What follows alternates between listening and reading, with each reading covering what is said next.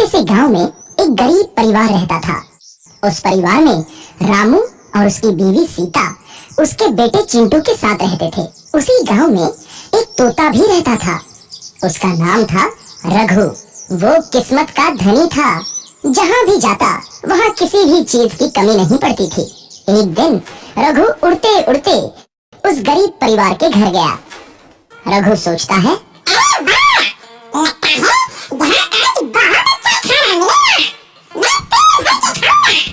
वो एक कटोरी में रखे अमरूद देखता है।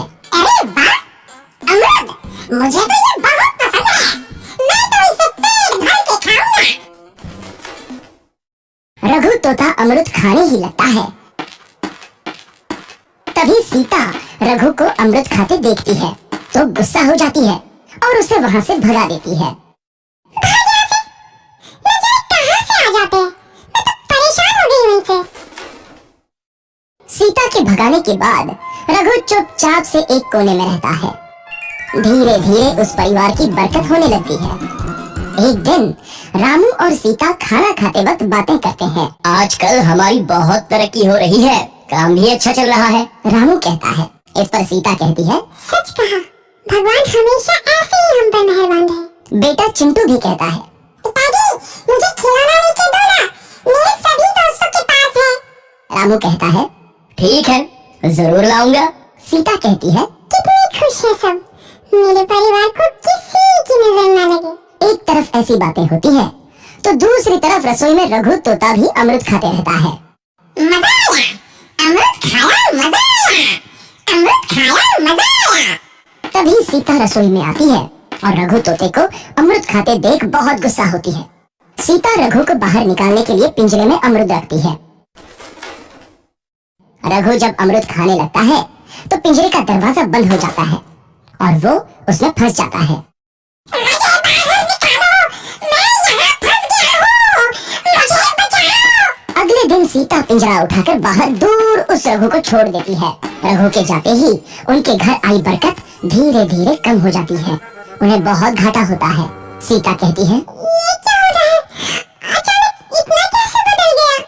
अभी तक तो सब कुछ अच्छा चल रहा था। रामू कहता है, लगता है भगवान हम पर रूठ गए हैं। चिंटू भी कहता है और वो रोने लगता है और बाहर चला जाता है। कुछ दिन बाद रघु तोता फिर से उस घर में आता है। वापस आया, मैं वापस आया। अब मैं जमकर अमृत खाऊंगा।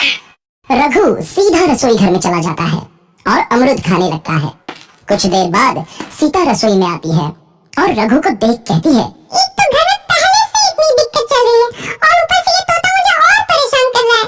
सीता रघु को वहाँ से भगा देती है। रघु उड़कर किसी कोने में छुप जाता है। कुछ दिन बाद धीरे धीरे उस घर की बरकत वापस आने लगती है। काम भी अच्छे से चलने लगता है। एक रात जब रघु तोता अमृत खाने जाता है तो पिंजरे में फंस जाता है। ये लोग आखिर चाहते क्या है? एक तोते को शांति से अमृत खाने क्यों नहीं देते? मैं कौन सा चोरी कर रहा हूँ? बस अमृत ही तो खा रहा हूँ। तभी रामू वहाँ आता है और पिंजरे में रघु तोते को देख उसे बाहर छोड़ देता है। ये तोता भी कितना जिद्दी है, बार बार वापस आ जाता है। जैसे ही रामू रघु को छोड़ देता है अगले दिन से फिर से उनके घर की बरकत जाने लगती है।